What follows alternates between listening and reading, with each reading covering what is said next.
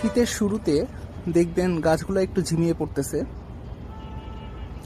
গাছের পাতাগুলো দেখবেন হালকা হালকা হলদে হলদে ভাব শুরু হয়ে গেছে। তারপর দেখবেন এরকম পাতাগুলো, সবুজ পাতাগুলো এরকম চারদিক দিয়ে হালকা হালকা হলুদ হয়ে যাচ্ছে। আবার দেখবেন পাতাগুলো কিছুটা কুঁকড়ে যাচ্ছে, পাতাগুলো কিছুটা কুঁকড়ানো কুঁকড়ানো ভাব। শীত আসলে এই সমস্যাটা প্রায়ই হয়ে থাকে। গাছের এই ঝিমিয়ে পড়া ভাব, গাছ কিছুটা ঝিমিয়েও পড়ে, গাছের এই ঝিমিয়ে পড়া ভাব বা গাছের পাতার এরকম হালকা হালকা হলুদ হয়ে যাওয়ার প্রবণতা শীত আসলেই হয়ে থাকে। এই সমস্যাগুলো দূর করার জন্য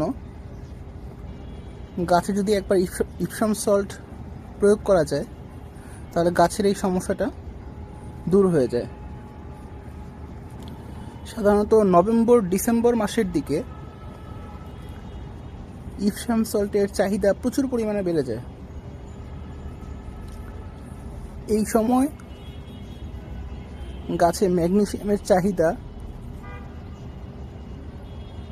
পূরণ না হওয়ার কারণে গাছের পাতা এরকম, বিশেষ করে লেবু গাছের পাতা বা সাইট্রাস জাতীয় গাছের পাতা এরকম হালকা হালকা হলদে হয়ে যায়।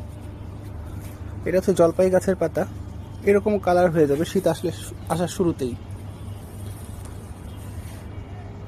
ম্যাগনেসিয়ামের অভাব বুঝবেন কিভাবে?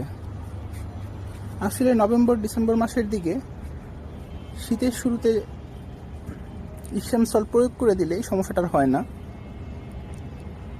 ম্যাগনেসিয়ামের কারণে গাছের ফুলগুলো পড়ে যাওয়ার সম্ভাবনা থাকে, পাতা শক্তি হারিয়ে ফেলে, পাতা ডিসকালার হয়ে যায়। পাতার শক্তি হারার কারণে দেখা যায় ফুলগুলো পড়ে যায়, ফলগুলো ছোট হয় অনেক সময়। তো আজকে আমরা গাছে ইপসাম সল্ট প্রয়োগ করব।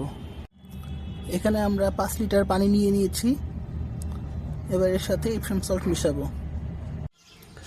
5 লিটার পানির জন্য আমি 40 গ্রাম ইপসাম সল্ট নিয়ে নিয়েছি। প্রতি লিটার পানিতে 8 থেকে 10 গ্রাম ইপসাম সল্ট ব্যবহার করতে হয়। আমি 8 গ্রাম করে ব্যবহার করে থাকি। তো এই জন্য আমি প্রতি লিটার পানির জন্য 8 গ্রাম করে মোট 40 গ্রাম ইপসাম সল্ট নিয়ে নিয়েছি। একটু কম ব্যবহার করলে 10 গ্রামের জায়গায় আমি 8 গ্রাম, মানে 8 থেকে 10 গ্রাম ব্যবহার করতে হয়। সেক্ষেত্রে আমি 8 গ্রাম করে ব্যবহার করি, কারণ একটু কম ব্যবহার করলে গাছের ক্ষতি হওয়ার চান্স কম থাকে। কারণ কেমিক্যাল সারগুলো একটু বেশি ব্যবহার করলে গাছের ক্ষতি হয়ে যায়, কিন্তু এটাকে পরিমাণ মতো ব্যবহার করতে হয়। এবার পানিতে আমরা ইপসাম সল্ট মিশিয়ে স্প্রে বোতলে ভরে নিয়েছি। ইপসাম সল্ট অন্তত মাসে 2 বার গাছে প্রয়োগ করা উচিত, তাহলে গাছ সুস্থ থাকবে।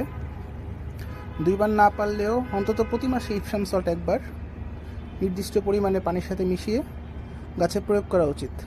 তাহলে গাছ যেমন সুস্থ থাকবে, তেমনি গাছের পাতাগুলোও সবুজ থাকবে এবং ফলের আকার সুন্দর হবে, ফলগুলোও পরিপূর্ণ হবে।